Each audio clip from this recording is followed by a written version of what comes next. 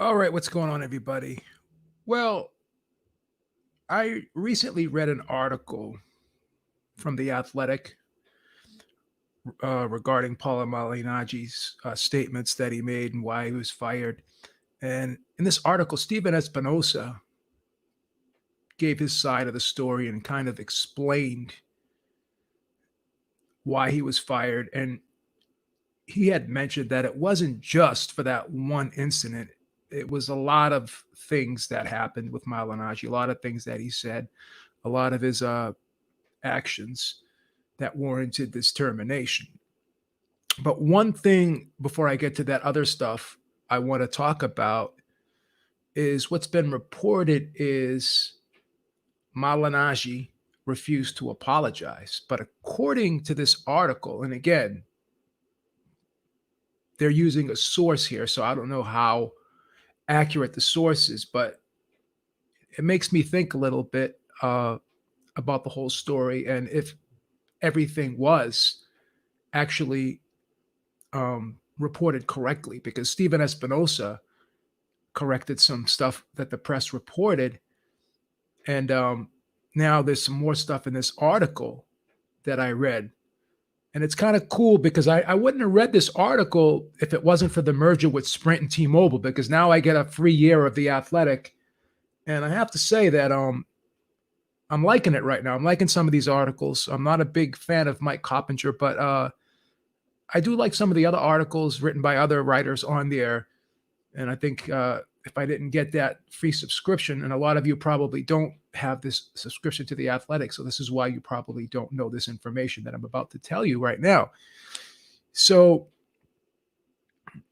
it says, according to an individual with direct knowledge of the events, Showtime asked Paulie Malignaggi to apologize. He prepared a statement and sent it to the premium cable network, which responded by asking for revisions, reflecting a more aggressive apology. But before he completed those revisions, Malignaggi learned that he was out and he felt blindsided. And it says his ouster being revealed in a story published first by Boxing Scene, owned by Showtime's parent company. So CBS owns Boxing Scene, as we all know. So Malignaggi was reached Monday night by The Athletic's Sarah Shepard, and he said in a text message that he enjoyed my almost 8 years there and thanked Showtime for the opportunity to discover a talent I never would have otherwise known I had. So he tried to make the split as amicable as possible. But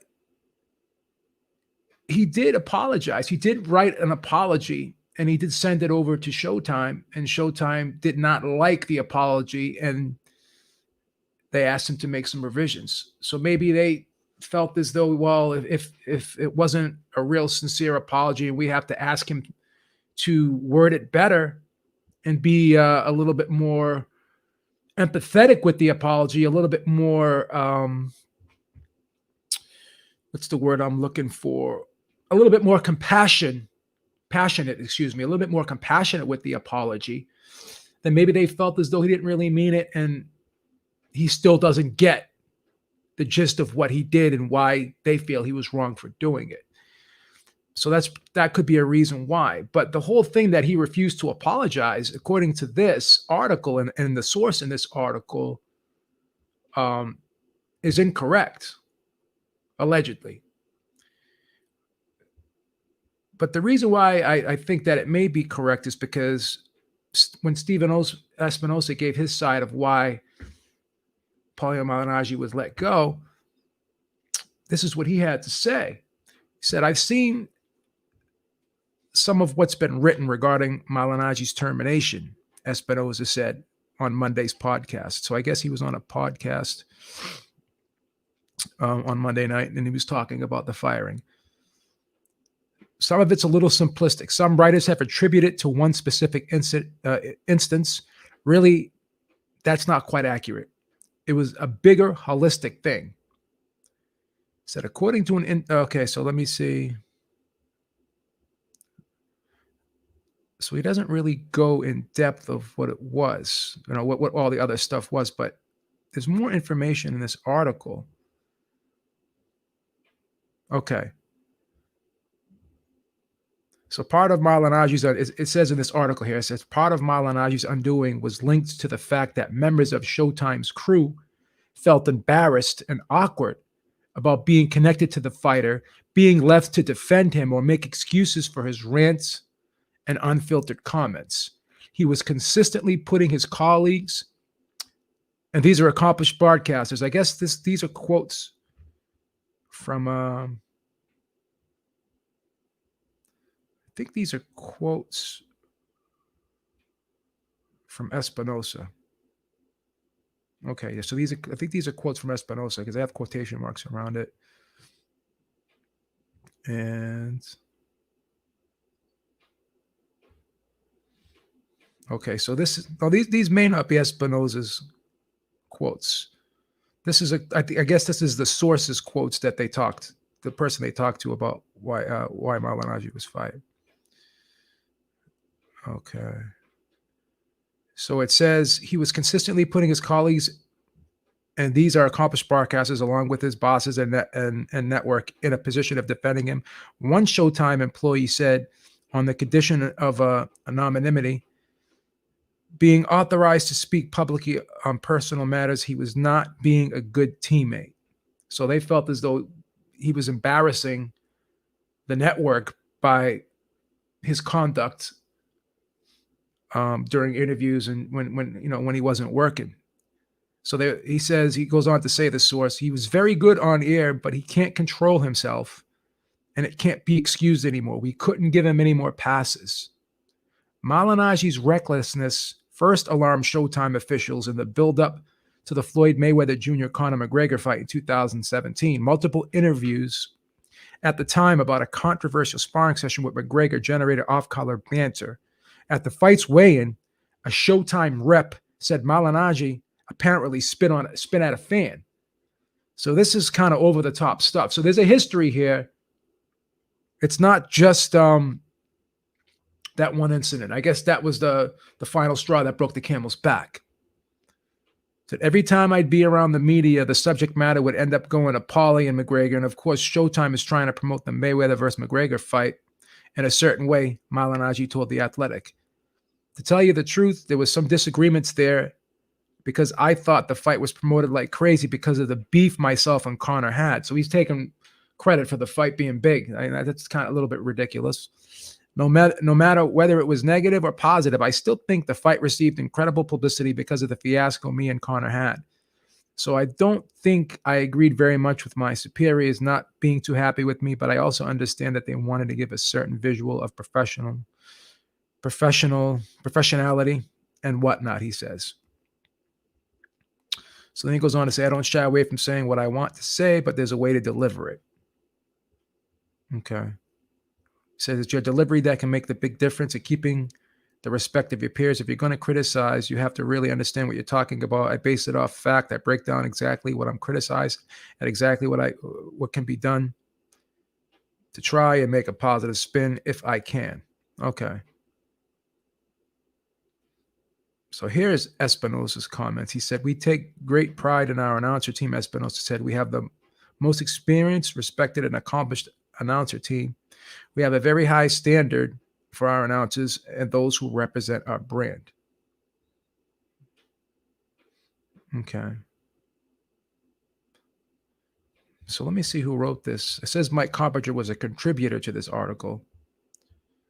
Oh, this Lance Pugmire wrote this. So I kind of feel that this is probably a very credible article. I think Lance Pugmire does his homework, and he's a good, I respect him as a journalist. He seems to be on point with his articles and his sources and stuff. So, but let's unpack this a little bit. So, Paulie Malignaggi, as I said, as great of an announcer as he is, and I'm going to be honest, he's my favorite boxing announcer. I think he's the best. Him and Al Bernstein is my favorite. He's my favorite analyst of all time because of the longevity and because I just love the way he carries himself, and he's very unbiased. And even when I disagree with Al Bernstein, I still like the way he presents his points and his arguments. From an analytical standpoint, I just love the way Paulie breaks down fights. I think no one breaks down a fight better than Paulie Malignaggi. No one breaks down styles better than Paulie Malignaggi. But, it's like anything else. When you're an employee of a company, you represent that company. So just like you and I at our jobs, if we're out there saying reckless things and it gets back to our employers, if our employers see us on YouTube saying very derogatory things, very outrageous things, they're gonna sit there and say to themselves, what's wrong with this guy? Do I want to keep him? Because in a lot of employee policies, you could be fired for misconduct, regardless if you're there or not at the job, because you're a representative of the company. And if the company sees that you can put a negative light on them, then yeah, they're gonna get rid of them. They're gonna get rid of you and whoever makes those comments. So I get where Showtime's coming from here. I said, why did it take so long for them to fire him? Because I guess the comments were made in March. But Steven Espinosa said, you know what? This has been a pattern. And maybe they wanted to think about it. Maybe they were contemplating whether or not they were going to keep him or not. But then as they thought about it more deeply, then they decided, you know what? This guy's more problems than he's worth. And the thing is this, like you're a commentator. These guys, even Dan Raphael, and I hate to name drop and bring him into the conversation, but I used to see him on Twitter going back with fighters, going back and forth with fans, and the interactions that he had, like calling people names and swearing at people. And you have ESPN at the end of your Twitter handle. You shouldn't be acting like that. That is totally unprofessional. It's just totally unprofessional. And for him to just do that, and Paulie Malignaggi, he's going back and forth with people as well, arguing with people and fans and stuff, spitting at fans, having arguments with people on YouTube and stuff. It's just, like you don't see people like Al Bernstein and Mauro Ranallo doing these things. It's just you should be above that. And even during the Broner fight, sitting there talking about that woman and saying like she was all these derogatory things about her, calling her a side piece and basically calling her a slut, a whore, and all these things, and saying she was just a trick for him or whatever. And that's very demeaning to look at women like to look at women like that. Obviously, we've all had our interactions with women throughout the course of our lives, and when you get older, you start to grow, and you don't talk like that anymore. You don't say things like that publicly. Why did you even get involved with her then if she was nothing to you? Because apparently you dated her for a while.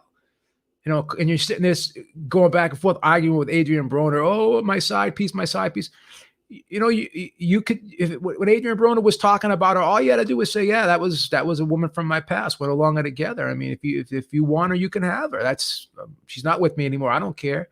But he was trying to play it off like he had no feelings for the girl. So if you had no feelings for the girl, then why did you get so mad about when Adrian Broner brought it up? And why did you have to talk about her so derogatory? Like you were very demeaning to women. You don't talk about women like that, especially not in the public, because it just makes you look bad, makes the network look bad. And this was during a telecast. You're sitting there calling a woman a side piece while you're being interviewed. So that's a PR disaster. So I understand where Showtime's coming from. In the beginning, I was like, yeah,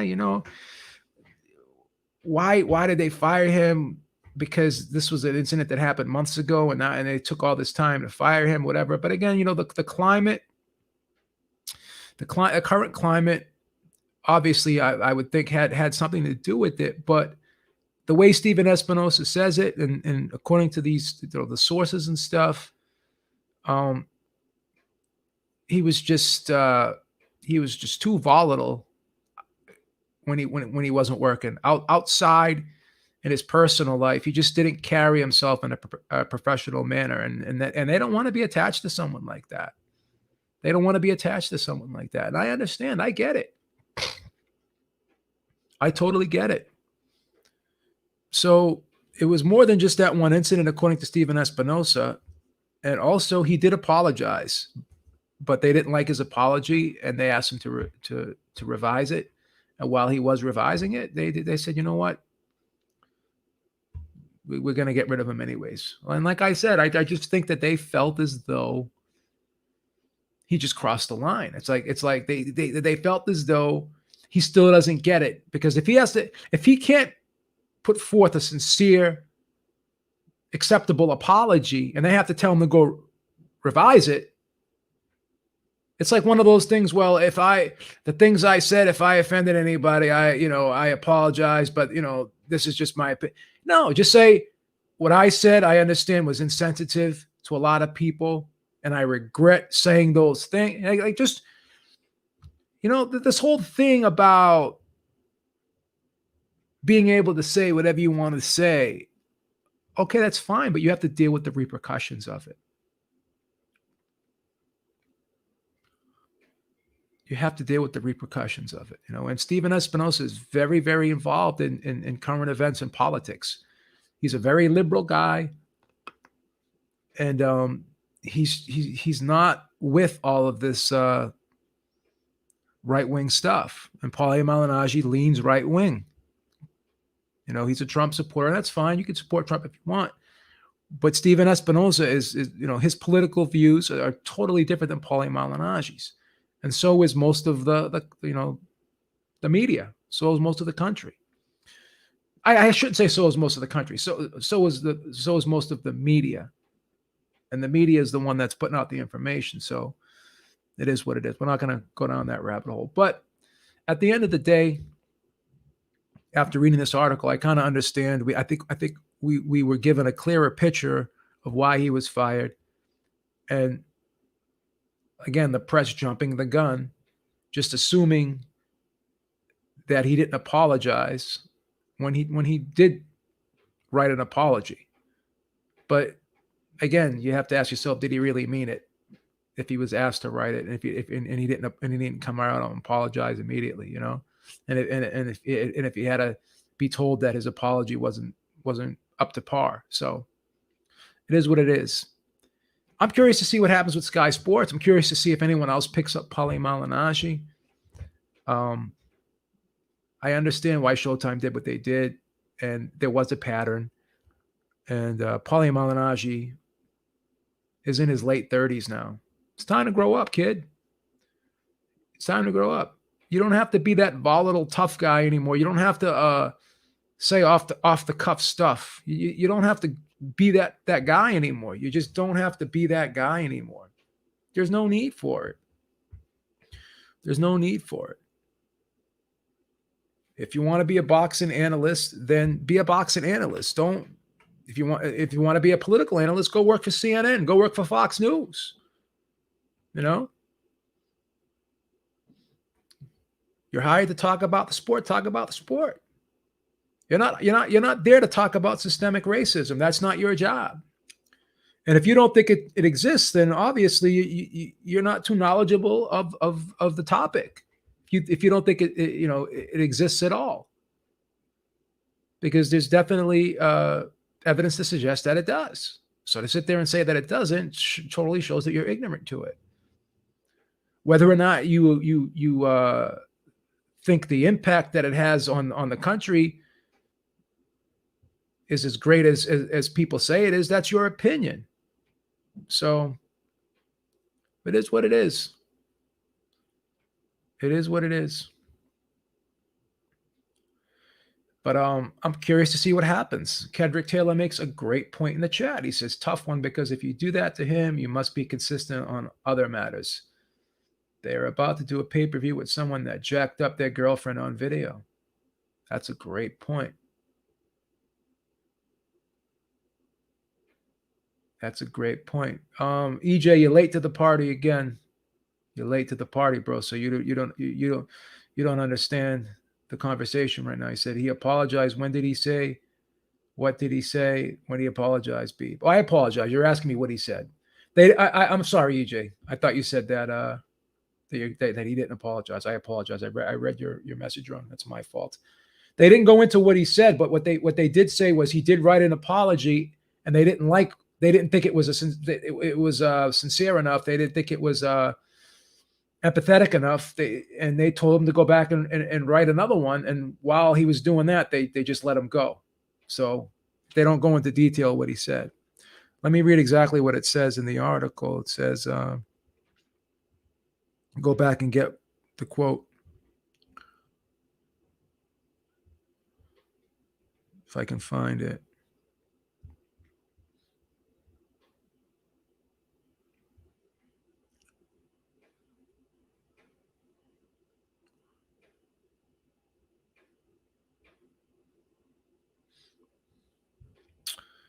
Okay. According to an individual.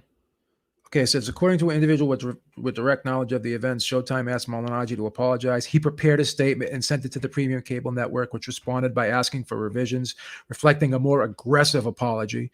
But before he completed those revisions, Malignaggi learned he was out and felt blindsided, his ouster being revealed. Oh, yeah. So, yeah, he did. He did. But Kendrick makes a great point. So now is there going to be more house cleaning over at Showtime and other networks?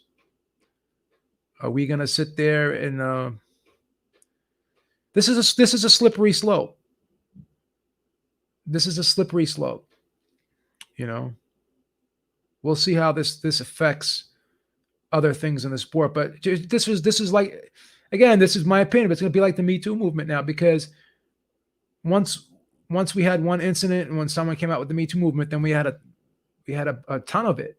So now let's see if other networks and Showtime themselves do even more house cleaning with people. Go back and check what other people said and kind of look over all of their analysts and commentators and broadcasters with a fine-tooth comb and see what they're going to do with them. See if they get rid of everybody that they feel should be gone because of inappropriate comments that were made. So we'll see what happens. I'm curious to see what happens. Let me know what you guys think. Do you think Paulie should have been fired after the information that I just kind of explained to you about all the incidences and spitting on a fan during that? I would have fired him for that, to be honest with you. Imagine if you were at work, okay,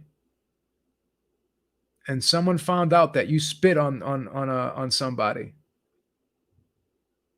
What would your employer do? That's crazy. That's crazy. That's bizarre, to be honest. So let me know what you guys think, man. Igloo says no, he shouldn't have been fired. I got mixed emotions. I think that because of the pattern of his behavior, I think he was becoming more trouble than he was worth, to be honest with you. I was going back and forth with it. At first I said no, but now the way Stephen Espinoza explains it, and then when you look at all of the other incidences, because the way the press was reporting it, it was just for this one incident, but Stephen Espinoza kind of clarified that it wasn't. So now I understand. Stephen Espinoza made some good points, and he swayed my opinion. Yeah, he did that. Yep. He spit on a fan during the McGregor-Mayweather build up during the I think it was during the weigh-in. They said after the weigh-in. Actually, it's a shame because I loved him as a commentator. I'm not gonna lie, I thought he was a phenomenal commentator. But it's just disappointing to see this. JC says, like I've said, I always have thought Paulie's a douchebag, but a great commentator. Yeah, well, I get it. Anyone else, like, who thinks Paulie should have got fired and who thinks Paulie should have stayed? Igloo says no. I'm gonna say yeah, he should have got fired because it was a pattern. As much as I hate to say it, there was a pattern, and he seemed to not understand the problem with the way with his behavior and the way he's been acting. So EJ says yeah, he should have been fired. I'm just curious to see what the public perception is out there. EJ said he had to go. I'm real curious to see what you guys think, if you think this was the right move. Fight Doctor says, yeah, good riddance. Yeah, so as much as people liked Paulie as a commentator,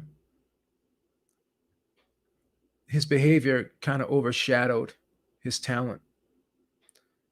Sometimes a poor character can undermine somebody's skills and abilities.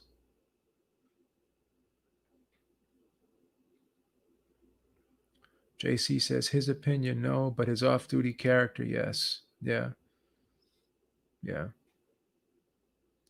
yeah. So I think that the termination was warranted given the pattern of the behavior. At first, like I said, I questioned it, but I understand it now. I get it. I get it. All right, guys. I'm gonna wrap this up. Thank you guys for joining in on the chat today. And then Igloo says, yeah, he says if you're going to fire him, it would have been for the spitting incident, but first you need the context. Again, though, he's a commentator, he's a professional, and like you don't spit at people, you just don't. You just don't. All right, guys, thank you so much for tuning in. Appreciate, as I said, everybody joining in on the chat. Let me know what you think. It seems like the general consensus out there is that they don't mind Paulie's getting fired. They believe he deserved it. All right, guys. Talk to y'all soon. Peace. Have a great day, man.